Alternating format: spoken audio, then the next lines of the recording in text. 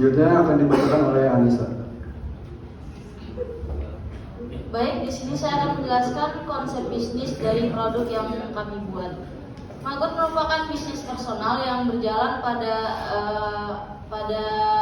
khususnya untuk pakan hewan ternak. Nah, maggot sendiri itu merupakan produk inovasi yang dijual dari bahan bakunya itu maggot yang dijual dalam bentuk kering. Nama usaha maggot itu merupakan gabungan dari dua kata yang pertama yaitu maggot sendiri dan good. Artinya maggot merupakan bahan baku dari produk sendiri dan good itu artinya baik. Dalam artian kata maggot itu artinya maggot yang baik untuk pakan hewan. Maggot sendiri dijual dengan harga mulai dari 10.000 dengan kemasan 100 gram dan 25.000 dengan kemasan 250 gram. Selanjutnya, Kak. Nah, di sini ada visi dan misi dari produk inovasi yang kami buat. Visinya yaitu membuat inovasi pakan ternak yang murah dan dengan produk yang berkualitas. Misinya yang pertama memperhatikan produksi untuk mempertahankan kualitas produk. Yang kedua, memberikan harga yang terjangkau untuk konsumen dan membuat inovasi pakan baru dari maggot. Selanjutnya akan disampaikan oleh teman saya. Selanjutnya ada profil usaha. Nama usahanya itu Maggot. Untuk pemiliknya kelompok 21. Lokasinya di Komplek BPT nomor 25 RT 3 RW 6 Kelurahan Babakan, Bogor Tengah Kota, Bogor, Jawa Barat. Terus kontaknya 0858 6029 4272. Adapun media sosial dan e-commerce, untuk media sosial sendiri yaitu ada Instagram, WhatsApp dan Facebook. Untuk e-commerce-nya yaitu toko online seperti Shopee, Tokopedia dan Lazada.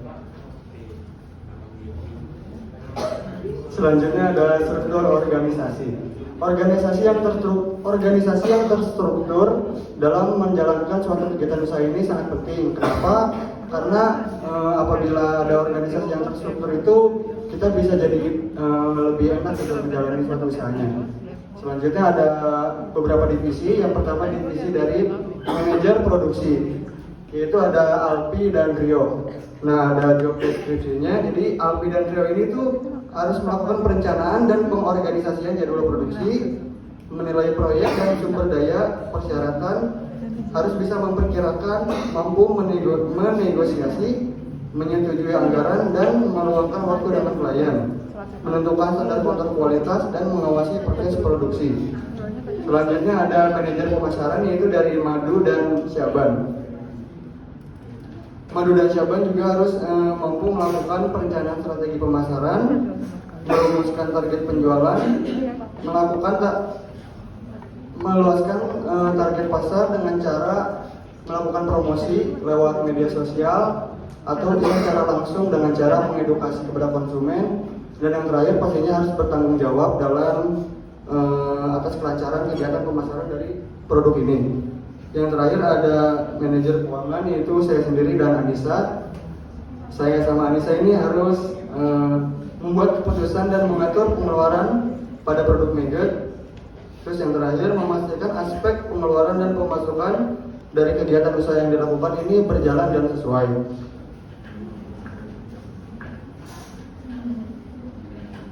Untuk gambaran pasar akan dibaca oleh siapa? Baik, untuk bahasan selanjutnya adalah terkait gambaran pasar. Untuk gambaran pasar ini akan dibagi kembali menjadi beberapa subbab, meliputi yang pertama ada market mix yang terdiri dari 4P, lalu ada analisis persaingan dan juga STP, segmentation, targeting dan juga positioning. Oke, yang pertama ada 4P atau market mix. Yang pertama itu P-nya itu adalah produk. Jadi produk itu adalah apa yang kita tawarkan dari usaha kita. Dan untuk usaha Maggot ini, produk yang kami tawarkan adalah Maggot kering yang merupakan salah satu sumber pakan bagi hewan yang memiliki protein tinggi namun harganya murah.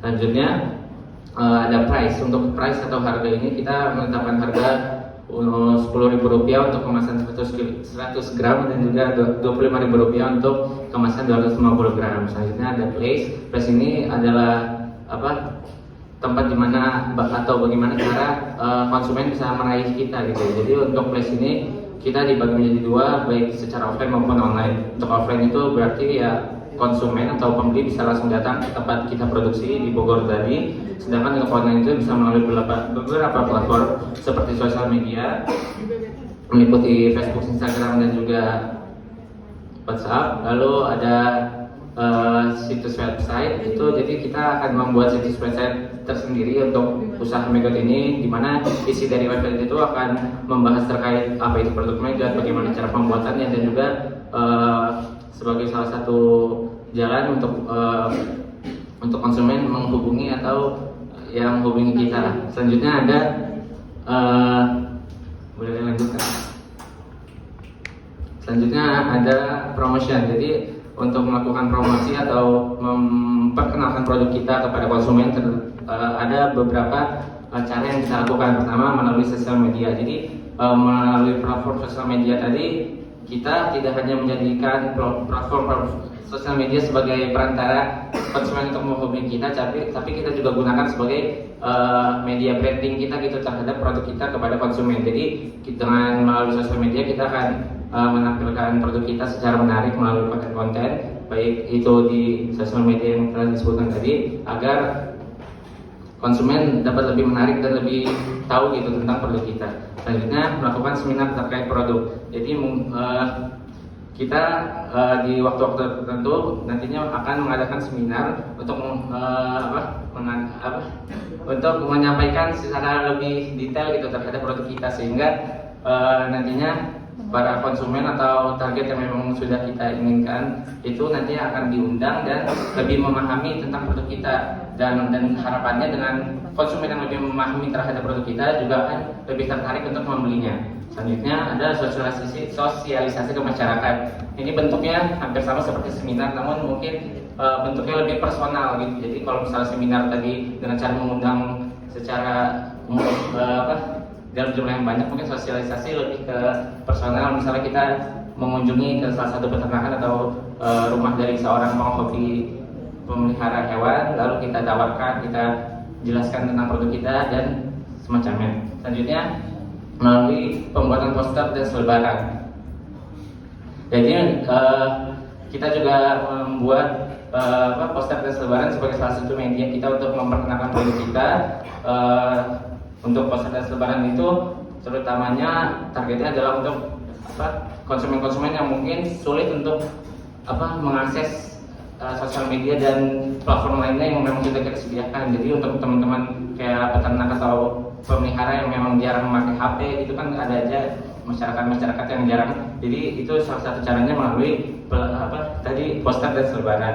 Selanjutnya ada situs web atau blog perusahaan, mungkin tadi sudah dijelaskan. Selanjutnya ada menggunakan kemasan produk yang menarik. Lalu ada juga bekerja sama dengan penyedia layanan pesan antar.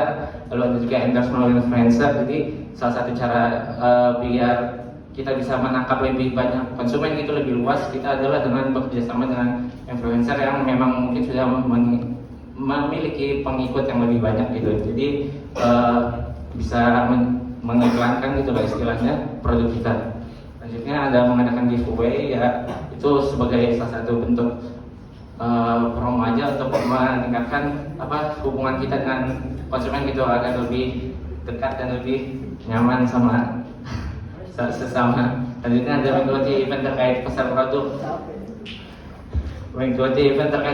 Misalnya ada event kayak misalnya ada kompetisi burung hias gitu, itu kita bisa coba masuk. Kalau misalnya di event-event kayak gitu, misalnya kita coba ikut masuk, terus coba ikut jualan di situ dan lain sebagainya, supaya produk kita juga bisa lebih dikenal. Ya Kak, boleh. Untuk selanjutnya analisis pesaing akan disampaikan oleh Mandi. Oke, di sini saya akan menjelaskan tentang analisis pesaing. Analisis pesaing kita ini ada dua, yaitu Japa Covid sama ada terapi. Japa Covid ini merupakan salah satu pabrik pakan unggas yang memiliki kelebihan, yaitu dapat menghasilkan performa ternak yang bagus. Yang kedua, memiliki nutrisi pakan yang sangat baik. Yang ketiga, memiliki teknologi yang canggih. Untuk kekurangannya yaitu pakan Japa Covid ini terlalu mahal untuk di kalangan peternak kecil. Yang kedua, harus memperhatikan pakan ternak untuk menjaga pakan dari kerusakan. Yang kedua ini ada tetrabit. Tetrabit itu merupakan pakan ikan atau pakan bibit udang yang memiliki kelebihan yaitu mengandung bahan-bahan berkualitas. Yang kedua, bagus untuk kelangsungan hidup benih ikan dan udang. Untuk kekurangannya itu yang pertama, merek makanan ikan ini menggunakan bahan pengawet. Dan yang kedua itu memiliki harga yang lumayan mahal. Selanjutnya akan dijelaskan oleh Rio. Oke, selanjutnya ada segmentasi pasar. Di sini kita sudah membagi menjadi 4 kelompok. Yang pertama itu ada kelompok untuk geografis. Nah, untuk geografis ini kita mensegmen untuk seluruh wilayah di Indonesia. Selanjutnya ada segmentasi dari demografis, dari umur orang tua, dewasa, remaja hingga anak-anak. Selanjutnya ada segmentasi dari psikografis. Di sini kita segmentasikan untuk masyarakat yang memiliki binatang hewan peliharaan atau peternak hewan peliharaan. Nah, selanjutnya di segmentasi perilaku. Di sini kita segmentasikan untuk pemilik usaha dan penghobi dari hewan peliharaan. Selanjutnya kan? Oke, selanjutnya dari segmentasi yang sudah kita buat tadi, kita sudah menargetkan konsumen yang akan kita kejar. Itu untuk wilayah demografisnya kita menggunakan di daerah Jabodetabek dan Jawa Barat sesuai dengan domisili kita dan usaha Megat ini untuk kalangan yang memiliki binatang peliharaan. Oke, selanjutnya untuk positioning. Nah, di sini kita sebagai untuk dikenal masyarakat, kita memiliki tagline yaitu Megut is good. Nah, kenapa kita memiliki tagline itu? Karena kita ingin membuat persepsi masyarakat bahwa produk Megot ini baik untuk digunakan sebagai pakan hewan peliharaan atau hewan ternak lainnya. Nah, selain untuk pakan itu, Megot ini bisa jadi penanganan limbah sampah organik. Jadi kita membuat persepsi di masyarakat itu kalau Megot itu baik gitu. Oke, selanjutnya akan dibacakan oleh Madu. Alfi. Ya, boleh di next Pak.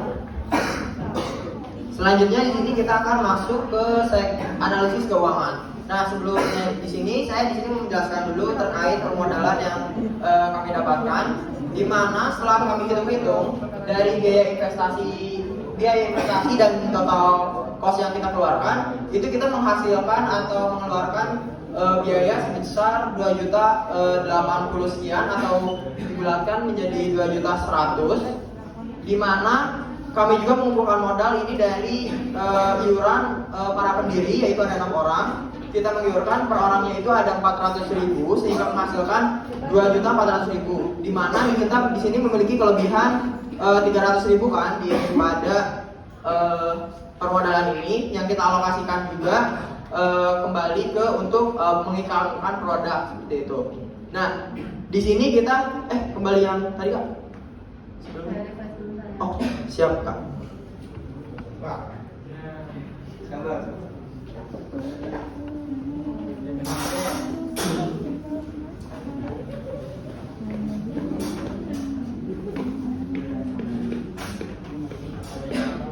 Nah, di sini ada biaya operasional di mana bisa dilihat bersama-sama sama teman-teman. Di sini kita membuatkan tabel agar lebih mudah. Di sini kita mengeluarkan ada uraian yaitu nama alat apa saja yang akan kita beli seperti kompor, panci, baskom, oven, loyang, dan sodet.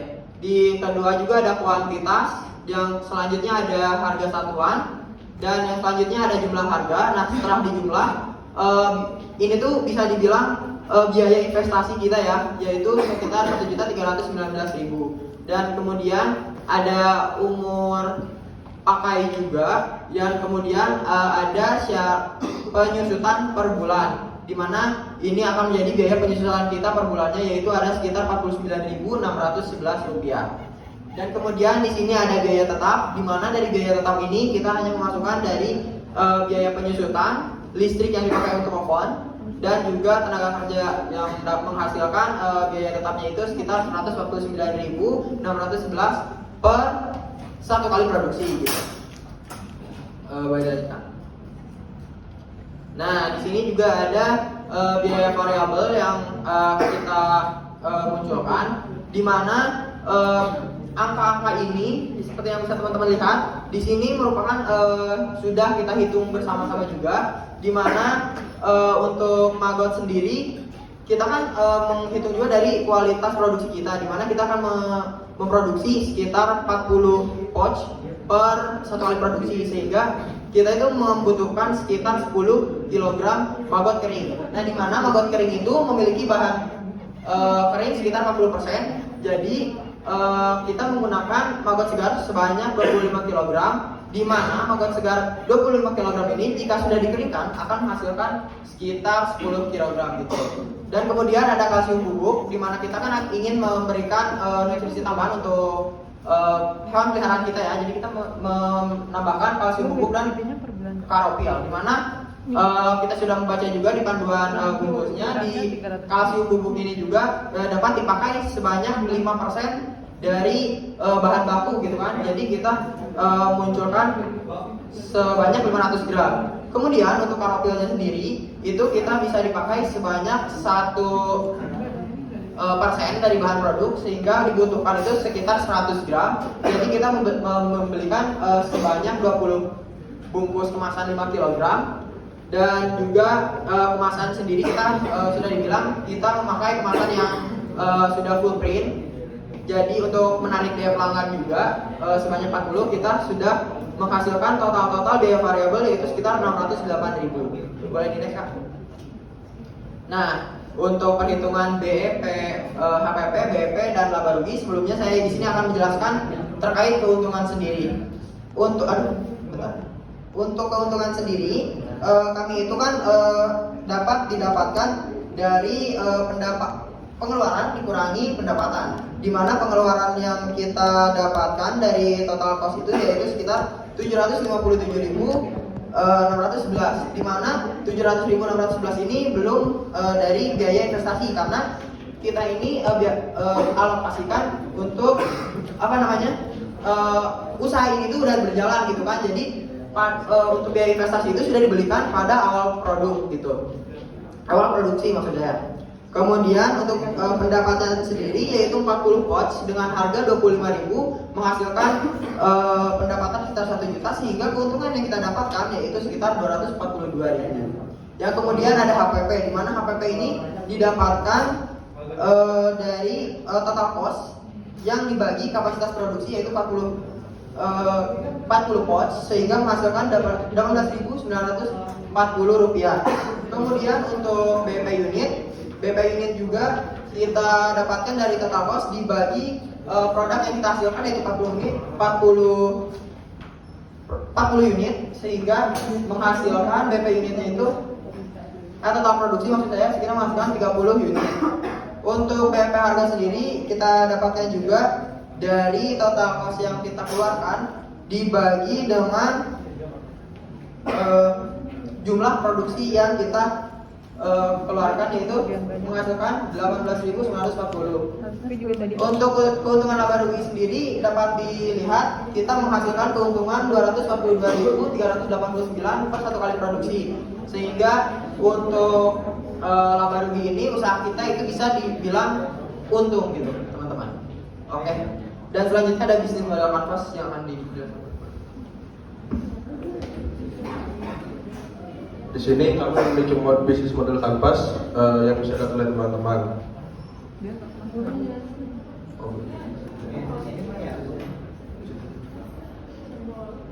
Di sini yang pertama ada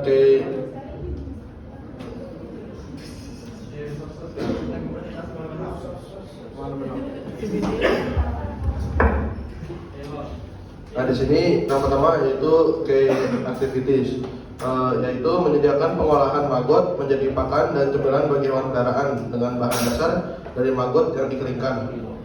Terus ada key partner. Key partner ini adalah petani maggot, usaha kemasan atau packaging, terus toko tani atau ternak. Yang terakhir adalah layanan pembayaran cashless. Lalu ada customer relationship. Yang pertama itu adalah komunitas memanfaatkan agar lebih dekat dengan pelanggan. Lalu ada value proposition, yaitu memberikan kemudahan bagi penghobi untuk memenuhi kebutuhan pakan atau cemilan bagi hewan peliharaan. Lalu ada customer segment, yaitu ada 3. Yang pertama peternak unggas, penghasil pemeliharaan seperti burung, ikan atau hewan pengerat.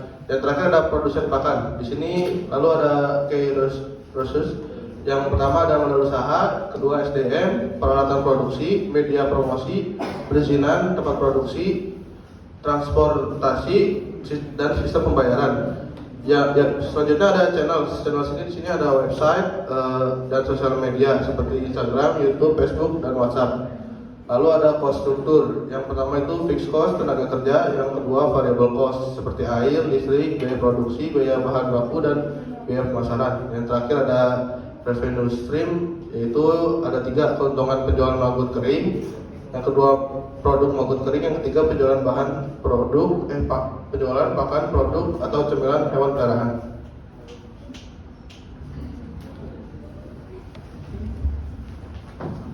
Mungkin cukup sekian dari kelompok kami. Selanjutnya Rivaldi dan Gilang. Perkenalkan, nama saya Maulana, izin bertanya. Kan tadi harga jual dari produk kalian itu 100 gram 10.000. Nah tadi ada di kekurangan produk dari selesainya, kan ada kekurangan itu harganya tidak tercapai oleh petani siap. Nah itu tuh harga produk per 100 gram itu emang berapa yang dikasih jamaah? Assalamualaikum warahmatullahi wabarakatuh. Sebelumnya perkenalkan, nama saya Rivaldi Kurniawan. Saya izin bertanya. Kan tadi katanya kan itu kan dijual di seluruh Indonesia ya. Nah tapi itu di slide berikutnya tuh hanya Jabodetabek, tapi juga tapinya hanya Jawa Barat. Nah menurut saya itu masih menggantung, tapi dijual semuanya itu dijual di seluruh Indonesia, apa di Jabodetabek, apa di Jawa Barat? Itu ngerti nggak? Sama ini kan tadi kan penjualannya itu pengiriman seluruh Indonesia ya, nah tapi kan di atasnya ini penjualan data e-commerce nggak ada. Nah, cara memperkenalkan produk kalian biar bisa menjual ke seluruh Indonesia itu gimana? Tambah dikit ya. Itu kata. Good.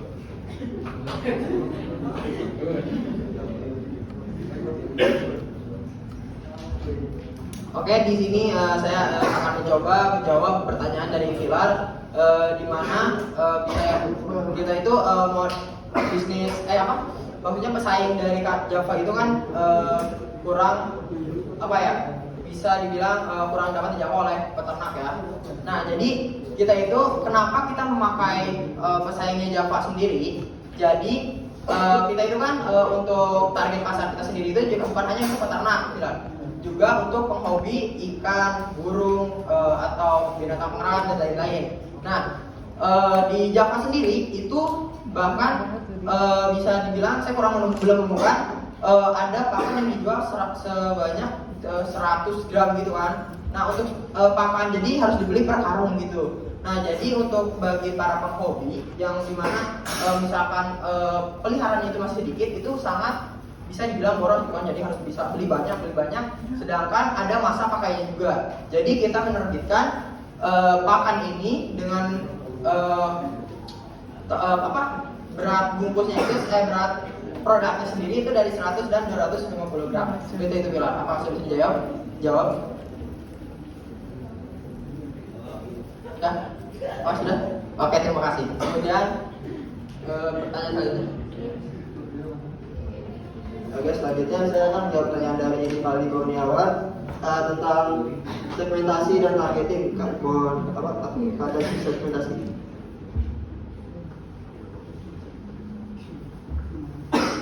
Nah, untuk di sini kan kita bawa segmentasi ya. Segmentasi ini dibagi dari geografis. Nah, untuk geografis ini kita mengambil untuk seluruh wilayah Indonesia. Tetapi dari segmentasi ini kita mengerucutkan lagi konsumen kita dari tadi targeting itu ada di Jabodetabek dan Jawa Barat. Nah, itu kita menargetkan di daerah Jabodetabek dan Jawa Barat. Jadi kita tuh gini deh, menargetkan wilayah Jabodetabek terlebih dahulu, lalu kita bisa menargetkan juga di daerah Jawa Barat. Nah, untuk promosinya itu kita menggunakan website, sosial media tadi ada, terus sama e-commerce juga sebenarnya ada, tapi belum masukin ke website aja lupa. Nah. Terus, coba menjawab kembali. Siap. Ya, balik lagi ke. Mungkin cukup sekian dari kelompok kami. Saya tutup. Wassalamualaikum warahmatullahi wabarakatuh. Itu total tenaga kerja 20.000 per apa? Per hari. Per hari. Jadi kalian berarti rencananya biayanya semuanya per hari? Ya. Oh. Ya kondisi itu kan. Lulus ya?